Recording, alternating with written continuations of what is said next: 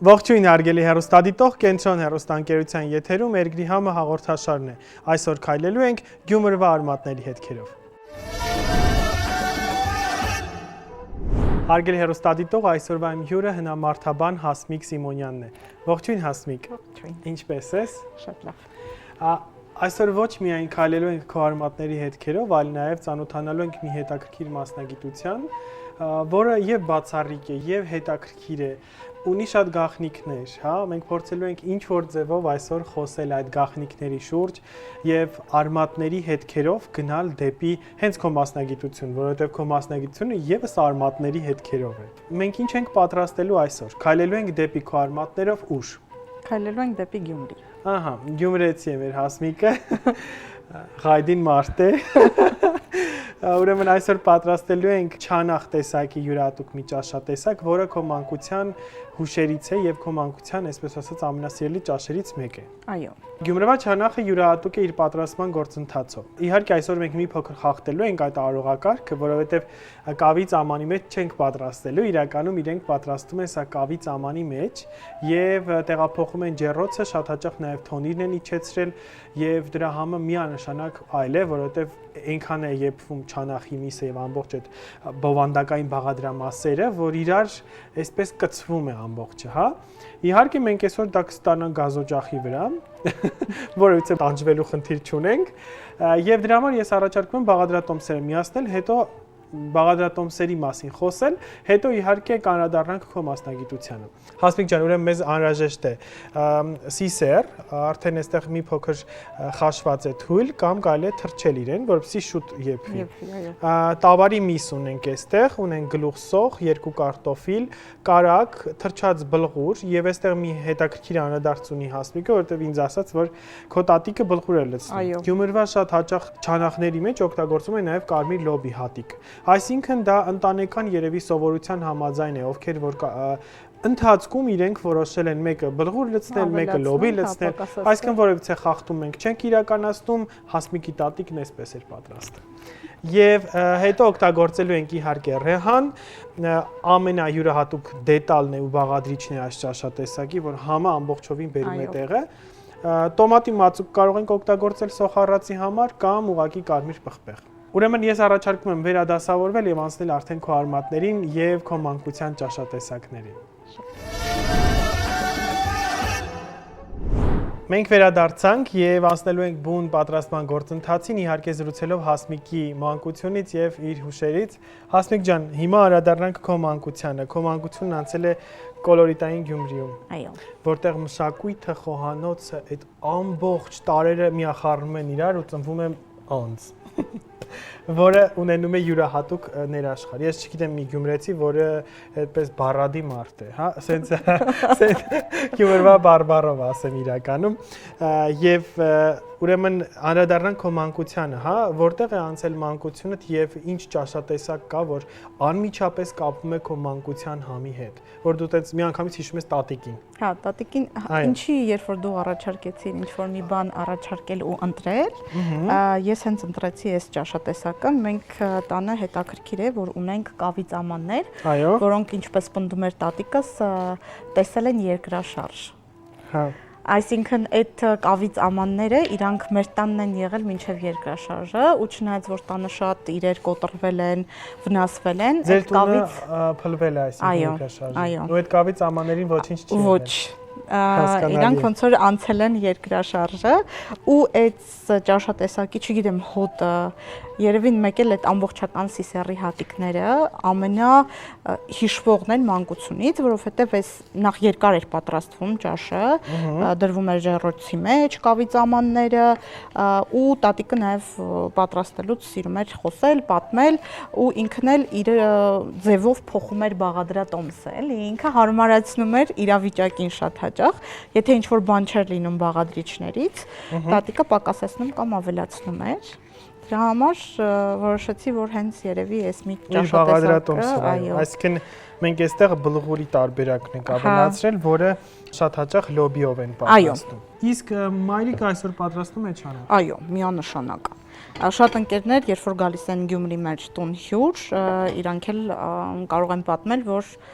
արդեն հասցրել են համտեսել Ես երբ եմ գալիս Հասմիկ ձեր տուն։ Երբ միասին որոշենք գնալ Գյումրի, Գիտես, ես առիթից օգտվում եմ միշտ, քանի որ եթեր է եւ էս կոմպրոմատ է։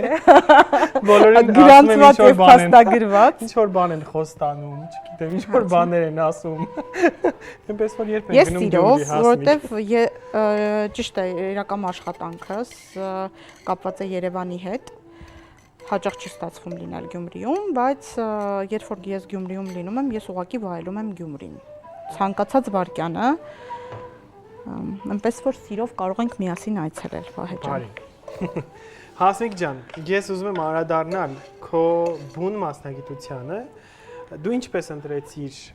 ուրեմն մասնագիտությամբ հնամարդաբանությունը եւ ինչպես դարձար հնամարդաբան, որովհետեւ դու առաջին մասնագիտությամբ պատմաբան ես։ Այո։ Իրական ԵՊՀ-ի տարիներին սովորելուց, երբ որ սովորում էի պատմության ֆակուլտետում, ամենագրավիչ, այսպես ասած, ամբիոնը, որ ինձ թվում էր, որ շատ գայթակղիչ է, շատ հետաքրքիր է, այդ հնագիտության ամբիոնն էր։ Հնագիտության ամբիոնում սկսեցի գրել թաղման ծեսի մասին, հնագիտական թաղման ծեսի մասին, ու մի օր ինձ բախտ վիճակվեց ծանոթանալ Ռուզան Մկրտչյանի հետ, ով այդ պահին դասավանդում էր ինձ հնամարդաբանություն եւ պատմական մարդաբանություն։ Ու ես հասկացա, որ բացի այն, որ ես շատ սիրում եմ հնագիտությունը, հնագիտական պեղումները, ինձ երևի ամենահետաքրքիրը այդ պեղումների ընթացքում այն մարդիկ են, ովքեր որ ստեղծել են այդ հնագիտական մշակույթը։ Ու Տիկին Մկրտչյանի, այսպես ասած, էնտուզիազմը, սիրելը իր մասնագիտությունը երևի ինչ-որ միտեղ էլ տպավորիչ էր իմ համար, որ ոնց կարող է մարդը սիրել իր մասնագիտությունը ու ոնց կարող է Տիկին Մկրտչյանին առաջին անգամ տեսնողը արդեն միանգամից հասկանում է, որ ինչ մասնագետ է նա։ Վարակվել իր մասնագիտությամբ, այսպես ասեմ։ Շատ ակտիվ, կենսուրախ մասնագետ է կարծում եմ, որը իր մասնագիտության մեջ այդպես միանգամից մտնում է իր մասնագիտության դաշտ, այդպեսին եմ ես իրեն ճանաչում եւ տեսել։ Հետաբար դա է երևի դրթել, որ դու գնաս այդ ուղղությամբ։ Հետո իրականում այդ ոլորտում, եթե դու ինքդ չսիրես, դժվարությամբ այո, չի ստացվում։ Կհամակերպես, որովհետեւ նույնն էլ ազգագրությունն է այդպես։ Հնագիտությունը, ազգագրությունը համեմատաբար ավելի, ոնց ասեմ, ոչ թե բարդ է, բայց ջանքերը շատ համակերպելու բան կա, այսինքն միշտ պետք է հիշես, որ գնում ես դաշտ։ Դաշտում միշտ փոշոտ է, արևոտ է, այդ նյութերը հավաքելը միշտ չի որ հեշտ է։ Շատ հաճախ պիտի կռացած աշխատես, մարդաբանական նյութը բացելուց այդ կարող է ուղղակի ժամեր տևել, ասենք մի ոտքի վրա կանգնես, որովհետև այդ դամբարանում, չգիտեմ, տեղ չկա քո համար, որովհետև չեն նախատեսել, որ մի օր որտեղ այնտեղ զույգեր են պարզած։ Այո, այսպեսի մի բան։ Էլ չեմ ասում, որ խառը թաղումներ են լինում, մի մարդուց ավել, խմբային թաղման ծեսով ու այդ պարագայում, հա, իրական պետք է այդ մասնագիտությունը իրոք սիրես։ Հիմա անցնենք մասնագիտության բուն եւ հետաքրքիր մասերին։ Այ քո մասնագիտական պրակտիկայի ընթացքում, հա, ինչպիսի հետաքրքիր դամբարաններ եք բացել եւ ինչ հետաքրքիր նյութերի եք հանդիպել։ Հա, որ այդպես բացառիկ են իրենք, որ իրենք այդպես շատ հետաքրքիր նյութի աղբյուր են հետո դարձել, որի շուրջ հոդված է գրվել օրինակ։ Իրականում այդպիսի երևի մարդաբանական նյութ չկա, որ ինքնին հետաքրքիր չլինի, առնվազն են, որ այդ թաղման ծեսը պետք է ներկայացնել եւ այլն, բայց երևի կան ինչ-որ բացառիկ մարդաբանական նյութեր, որ հիմա կուզենայի դրանց մասին օրինակ կիսվել։ Մենք ունեինք Նորաբակում պեղած մի դամբարան, որտեղ մի կրոմլեխի տակ, այսինքն մի դամբարանի կառույցի տակ կային 4 դամբարանախցեր, ու դրանցից մեկի մեջ համեմատաբար ավելի խորը թաղված մի անհատ էր, որը այդ պահին ակնհայտորեն երևում էր, որ ինքը սապատավոր է այդ մարդը, ու հետո արդեն լաբորատոր պայմաններում, Տիկին Մկրտչյանի հետ գրած հոդվածներում մենք ցույց տվեցինք, որ հայկական լեռնաշխարհի տարածքում այդ բեղձերևի հիվանդությամբ ամենահին նմուշներից է։ Իսկ ինչպես է բարձում հիվանդությունը, ոսկորից վերցված նմուշով Ոսկորից վերցված նմուշով, ռենտգեն հետազոտությունների միջոցով, որովհետև այս հիվանդությունը իրեն տիպիկ հատկանիշներ ունի, որը դրսևորվում է կմախքի վրա, սկսում են կմախքի ոսկորները սրտաճել, ողնաշարի ողերն են իրար միանում, կոնքի ոսկորներն են միանում սրբոսկրին, ու իրականում այսինքն իրենք սկսում են ձուլվել։ Այո։ Իսկ այդ process-ը ինչի արդյունքում է, այսինքն չգիտեմ, որևէ նյութի պակասի դեպքում է։ Չէ, այստեղ Իսկ ոսկորները փխրունություն ձեռք բերում են այդ նաև ընթացքում։ թեթևանում են ոսկորները, այսինքն այդ հիվանդությունը նաև բերում է օստեոպորոզ, այսպես կոչված, ոսկորների թեթևության, ու հետագայում տվյալ մարդը նախ դժվարություններ է ունենում շնչելու, տեղաշարժվելու հետ, որովհետև պատկերացրեք ողնաշար ու կողոսկրերը միացած, այսինքն մեր թոքերը լայնանալու ու նեղանալու այլտեղ չեն ունենում շնչելու համար։ Իսկ հիմա արդի բժշկությունը որևիցե ձև գտել է կանխելու կամ թեթևացնելու։ Ավելի թեթևացնելու իհարկե դեղամիջոցներ կան միանշանակ, նաև ֆիզիկական ծանրաբեռնվածություն է ցուցված այդ մարդկանց, այդ հիվանդություններով մարդկանց, բայց մենք խոսում ենք հին հասարակության մասին, այսինքն մեր թվարկությունից առաջ 15-րդ դար։ Ու եթե այդ մարդու մասին հոգ չտանեին, այդ մարդը երկար չէր ապրի, անհատը երկար չէր ապրի, որովհետև իր մասին պիտի հոգ տանեին։ Քանի որ անդրադարձանք հոգ տանելուն, հարկ է հիշել հայտնի ազգագրագետ Մարգարետ Միդին, ով որ առաջին անգամ ցույց տվեց իր օրինակով, թե երբ է սկսել մարդը հոգ տանել իր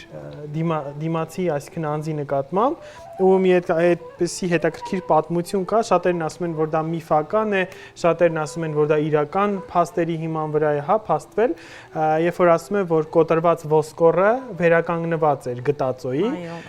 եւ այո, իսկ դա ինչ է նշանակում, որ նախկինում դիմացինը, այո, կարող են հեշտ հանգիստ ուտել այդ մարդուն, կամ ուտել, կամ հոգ չտանել, իսկ եթե այդ մարդը չտեղաշարժվեր, սնունդ հայթայթելու խնդիր կունենար։ Եվ դա ցույց է տալիս, որ նախկին հասարակությունները արդեն իսկ սկսել էին իրար մասին հոգ տանել եւ ամենակարևոր բաներից մեկը մարդու մասին հոգ տանելն է։ Դա կլինի հարազատ, դա կլինի ծանոթ եւ բարեկամ, այնպես որ հոգ տարեք, որ երկար ապրեք։ Ես այստեղ Հասմիկ ջան, սոխառածը արդեն արեցի, մի փոքր միսը փորձում եմ կարմրացնել, բայց շատ չէ իհարկե։ Ասենք, որ նաև Գյումրիում այս չանախը պատրաստում են տավարի պոչով։ Այո։ Ես չգիտեմ դրա համը երբևէ զգացել եք հարգելի հեռուստադիտող թե ոչ։ Ես կերել եմ եւ պոչի խաշլամայել եմ շատ սիրում։ Չկա նման միս գոյություն չունի։ Այդքան համեղ, այդքան յուղոտ, այդքան յուրահատուկ բաղադրամասերով չկա ինձ թվում է։ Այնպես որ այս ճաշատեսակը կարելի է նաև պատրաստել տավարի պոչով։ Մենք այսօր տավարի միս ենք ուղղակի օգտագործում։ Եղել է դեպքեր, օրինակ հղի կին եք գտել, որը որ երեխային լույս աշխարհ չի բերել, ու այդպես որովայնի մոտ սաղմնային վիճակում, այսինքն դուք գտել եք։ Պեղումների ժամանակ, ինչքան հիշում եմ, 2013 թվականին նման մի դամբարան պեղվեց, որտեղ հղի կնոջ թաղում էր, ակնհայտորեն դեռ չծնված երեխայի ոսկորների հետ միասին։ Իհարկե երեխաների ոսկորները միանշանակ ավելի հեշտ է ուսումնասիրել ինչ տեսանկյունից, այսինքն տարիք որոշելու։ Փոքրության երևի, հա։ Չէ, որովհետև երեխաները ունեն կաթնատամներ, իսկ կաթնատամներից յուրաքանչյուրը ունի իր աճելու տարիքը։ Հա, հասկացա։ Այսինքն դուրս գալու ցկլթելու տարիքը, յուրաքանչյուր ատամ ունի իր տարիքը։ Եթե մեծահասակի պարագայում օրինակի համար տարիք որոշելը համեմատաբար ավելի դժվար է, սովորաբար որոշվում է գանգի կարերով, ոսկորների մաշվածությամբ, ատամների ծամող մակերեսների մաշվածությամբ, որը միշտ սովորաբար դրվում է այս գաղթունի միջոցով, կարերի միջոցով, գանգի կարերի փակվածության միջոցով։ Երեխաների պարագայում շատ ավելի հեշտ է, որովհետև յուրաքանչյուր ատամ, եթե արդեն երեխան կորցրել է կաթնատամները ու ունի արդեն որոշակի հիմնական ատամներ, դրանով է հնարավոր որոշել կամ կաթնատամների աճի սանդղակով կարելի է հստակ ասել, օրինակի համար 6 տարեկան, 7 տարեկան, 8 տարեկան եւ այլն։ Հիմնականում երեխաների մահացության դեպքերը հնամարդաբանության մեջ, որ արձանագրվում են, հա, ինչի հետ է կապված լինում։ Կա այդպիսի ինչ որ մոնիթորինգ, հետազոտություն, որի արդյունքում մեծամասնությամբ, օրինակ, չգիտեմ, այս ինչ հիվանդությունից էս դարաշրջանում։ Գիտեք ինչն է խնդիրը, որ զոհաբերման ինչ որ ծեսերի արդյունք, հա։ Զոհաբերման ծեսերի իհարկե արդյունք կա եւ փաստվել է հենց Տիկին Մկրտչյանի ու պարոն Ֆիլիպոսյանի կողմից, իրանք ունեն գիտական աշխատանք, որ կոչվում է մանկասպանությունը, մեր թվարկությունից առաջ երկրորդից առաջին հազարամյակներում ցանկացած դամբարանադաշտ, որը որ պեղվում է, եթե վերցնենք, որ պեղվել է մի, չգիտեմ, 600 դամբարան, մոտ 30%-ը պետք է կազմեն երեխաները, որովհետև այդ հասարակությունների համար մանկական մահի նման ցուցիչը օրինաչափ է, այսինքն երեխաները կարող էին վատ սնվել, կարող էին երբ որ կրծքից կտրվում էին, այսինքն մայրական կաթը չունեին, սնունդի քիչ ստանալու կամ ոչ անհրաժեշտ քանակը ստանալու պատճառով մահանալ, որոշակի հիվանդություններից մահանալ, բայց խնդիրը որն է, որ մենք կարող ենք փաստել միայն այն հիվանդությունները, որոնք իրենց հետքն են թողում ոսկորի վրա։ Այսինքն երբ որ ինձ հարցնում են նույնիսկ բռնի սպանությունների պահը, ես ասում եմ, եթե հետքը չկա բռնի սպանության, այսինքն տրավմաներ չկան, որը հասել է մինչև ոսկորը, խոսել թե ինչից է այդ մարդը մահացել շատ դժվար է։ Այդ դեպքում կարող է պալեոգենետիկան գալ օգնության, երբ որ որոշակի հիվանդություններ են բացահայտվում, բայց հակառակ դեպքում ուղղակի ասել թե մարդը ինչից է մահացել, ուղղակի անհնար է։ Այ դա շատ հետաքրքիր էր, ինձ թվում է ցանկացածը հարցն մեկ արած ասես ինչից է մահացել։ Հա, հնագետների ամենասիրած հարցը այդ է, որ առաջինը հարցնում են թե ինչ տարիքի էր մարդը, ինչ սեռի էր պատկանում, ու մյուս հարցը ինչից է մահացել։ Օրինակ, այդպես մենք մեծամորում ունենք մի հատ անհատ, թաղված,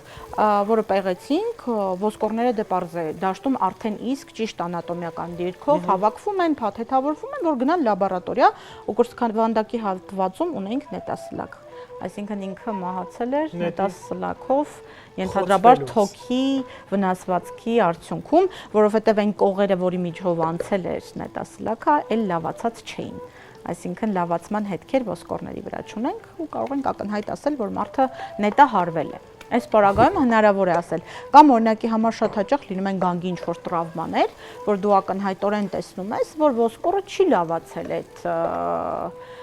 դեպքից հետո, որը խոսում է, որ մարդը ուղղակի մահացել է այդ վերքահասցվելու պահին։ Այսպեսի մի հետաքրքիր։ Իրականում շատ հետաքրքիր է հնամարդաբանությունը իր բոլոր դրսևորումներով։ Ես առաջարկում եմ վերադառնալ նաև ճաշատեսակին, որպեսզի հիշեցնենք ինչպես պատրաստվեց այստեղ։ Ես պատրաստեցի կարագով սոխառած, որտեղ ավելացրել եմ նաև տոմատի մածուկ, մի փոքր մսի հետ բովեցի, ավելացրեցի կարտոֆիլը, այստեղ կարծում եմ շատ էր կարտոֆիլը, դրա համար կեսն եմ դեռ լցրել, եւ իհարկե ավելացնելու ենք ջուրը եւ սիսեռը։ Կհանդիպենք ընդմիջումից հետո։ Մենք վերադարձանք եւ արդեն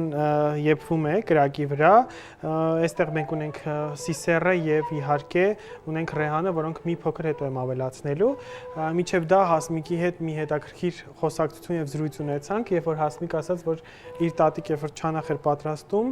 երբեք չէր խառնում, այսինքն շերտ դա դնում էր, դասավորում էր, վերջում ավելացնում։ Սոխառածը միսը հետո մնացած է պեշարելով, սիսեռը շարում էր հերթականությամբ, վերջում նորից իսկ բերանը ինչով էին փակում։ Չէին փակում, այդպես բաց դրվում էր։ Հիմա եթե չեմ սխալում, Գյումրվա ռեստորաններում կամ հացատներում տալիս են վրան ինչ-որ հացով փակված տարբերակ, որ նաև հացի հետ ուտում են։ Կարծում եմ,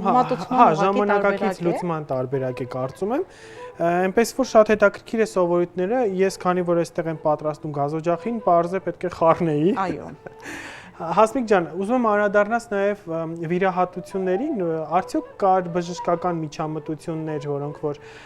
հին հասարակարգերում եղել են եւ դա կարելի է փաստել օրինակ պեղումների արդյունքում, հա? Այդ հարցը շատ հետաքրքիր հարց է, ինչով, որովհետեւ մեզ միշտ նաև հետաքրքրում է այն հարցը, որ իրականում հնագիտական պեղումներից պեղված մարդաբանական նյութերը շատ հաճախ լինում են դիամասնատված։ Այսինքն ակնհայտորեն այստեղ գործ ունենք որոշակի բժշկագիտական գիտելիքներ ունեցող անհատի հետ, որը օրինակի համար մարդուն բաժանել է մասերի։ Իհարկե այդ հատվածը միշտ բոլորը շատ ծանր են ընդունում, ընկալման տեսանկյունից շատ բարդ է ժամանակակից թաղման ծեսի մեջ դա պատկերացնելը։ Օրինակ Արենի Քարանձավի դիամասնատումների մասին, չէ՞։ Այո։ Ակնհայտորեն գանգերը առանձնացված են, չէ, կարծեմ։ Ինչքան գիտեմ, գանգերն են ուղղակի մարմնից առանձնացված, առանձին թաղված են գանգերը, իսկ երբ որ մենք ունենք առանձին թաղված գանգեր, մենք պետք է հասկանանք, որ գլուխը անջատվել է պարանոցից։ Այսինքն այստեղ մեկ է էլի գործ ունենք որոշակի բժշկագիտական գիտելիքներ ունեցող անհատների հետ հին հասարակություններում։ Բացի այդ, հստակ երևում են վիրահատությունների հետքեր, այսինքն ընդհանրապես հին հասարակությունների մոտ գոյություն ուներ վիրահատության մի տեսակ, որը կոչվում է գանգի տրեպանացիա, որտեղ հեռացվում էր գանգի որոշակի ոսկոր, այդ կտրվածքները ունեին հստակ եզրեր, այսինքն օգտագործում էին որոշակի գործիքներ, դրանք կարող էին լինել պատրաստված վանակատից կամ ենթադրաբար որոշակի մետաղներից, գանգի կտորը հեռացվում էր, հետո ենթադրաբար մաշկը հետ էր բերվում, փակվում էր, պարզ է ոսկորը հետ չէր վերադարձվում իր տեղը։ Իսկ ինչի էին այդ վիրահատությունը անում։ Ենթադրվում է, որ որոշակի տրավմաների արդյունքում մարդը տրավմա էր ստացել, որպեսզի արյունը հեռացնեին, կուտակված արյան հեռացում անեին։ Այսինքն գլխուեղում արյան կուտակման զեղումների հեռացման process-ը կամ ներգանգային ճնշման, կամ որոշակի ինչ-որ փոքրիկ բեկորներ, որ կարող էին օրինակի համար հարվածի հետևանքով հայտնվել ներսում, դրանք հեռացնելու համար։ Շատ հետաքրքիր է, որ դու հասկանում ես սիսական։ Ասում են, որ որոշակի այդ վիրահատությունները, որտեղ մեկ անհատի մոտ կարող է լինել մեկից ավելի այդ անցքերից, գանգի վրա եզրերը լավացած, այսինքն մասնագետներ կան, որ այսինքն ապրել է մարդը։ Այո։ Երբ որ լավացում ենք, տեսնում ենք եզրային ոսկորի, դա նշանակում է, որ մարդը ապրել է, ոչ թե հետո մահից հետո են դա իրականացրել։ Իրականում շատ հետաքրքիր աշխարհ է հնամարդաբանությունը, քանի որ կապված է մարդու հետ, մեզ հետ է կապված եւ հատկապես այն մարդկանց հետ, ում մենք չենք տեսել։ Եվ իրենց մասին մենք պատմությունից ենք իմանում կամ իմանում ենք հնագիտական պեղումների արդյունքում շատ հետաքրքիր process է չտեսած բանի մասին պեղումներով գտնել, պեղել եւ հասնել արմատներ, որտեղ կարողանում ես դու բացահայտել մարդու պատմություն։ Եվ ամեն մի մարդու պատմություն դառնում է քո երեխան, այսպես ասած, փոքր, որպես մասնագետ, որովհետեւ այն հոդվածները, այն նյութերը, որոնց որ շուրջ դու սկսում ես աշխատել, անգամ ես գիտեմ, որ գտնված կմախքներին անուններ են տալիս եւ հնագետներ եւ հնամարդաբանները, շատ հետաքրքիր է այդ անվանում տալ։ Դու ունես այդպիսի կմախքներ։ Ճիշտն ասած, մենք մի քանի այդպիսի կմախքներ ունենք, այսինքն մեծամորը պեղվում է հայ լեհական արշավախմբի կողմից ու քաղաքային թաղամասում ունենք հայտնաբերված 11 կմախք, ու մենք այդ կմախքներին հիշում ենք ոչ թե պեղման տարիներով, այլ անուններով։ Մի քանի անուն ասա։ Իզաբելլա, Հայկ պեղողներն են։ Չէ, իրանք պեղողները չեն։ Չէ։ Իրականում ցանկացած մարդ, ում քառակուսում որ գտնվում էր այդ թաղումը կամ կմախքը, ինքն էր որոշում, թե ինչ անուն է ունենալու։ Ես տեղում որոշում էի սեռը, որ սեռի հետ կապված խնդիրներ չլինեն, ու հետո արդեն տրվում էին անուններ։ Ամենատարօրինակ անուններ, ասենք ունենք Կոստյա, Լևոն, չգիտես ինչի։ Շատ հետաքրքիր է։ Շնորհակալ եմ Ասմիկ ջան նման հետաքրքիր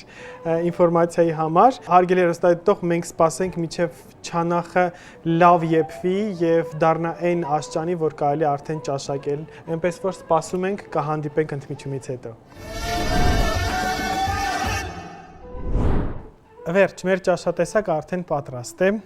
Չանախ Գյումրվա։ Ես առաջարկում եմ Հասմիկ ջան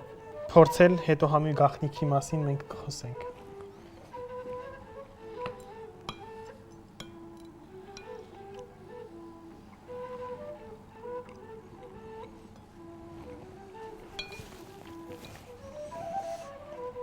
Դա ինչ Հասմիկ, նման էր քո մանկության համին թե ոչ։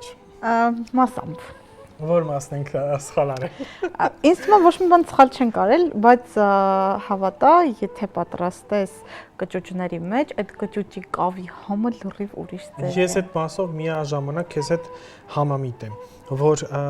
ամանի համը լիովին տարբեր է։ Դա կլինի թոնիր իջեցված, կլինի, չգիտեմ, ջեռոց դրված, միևնույն է այդ կավը հալեցնում է ամբողջովին յուրահատուկ ուտեստին, որը ոչ մի բանի հետ չես փոխարինում։ Մյուս անգամ ձեր տանը կավե կճուճներով միանշանակ ճաշակելու ենք ու մենք այդ համը նորից կզգանք, ոչինչ։ Շնորհակալ եմ Հասմիկ ջան այս յուրահատուկ ինֆորմատիվ հաղորդաշարի համար, որովհետև հնամարդաբանական այն գիտելիքները, որոնք որ փոխանցեցիք մեզ ու ընդհանրապես ամբողջ հեռուստաեթերից հեռուստադիտողին, այնպես որ մենք շնորհակալ ենք որ դու ինձ հյուր ես եկել եւ ընդունել ես իմ հրավերը, այնպես որ շատ մերսի։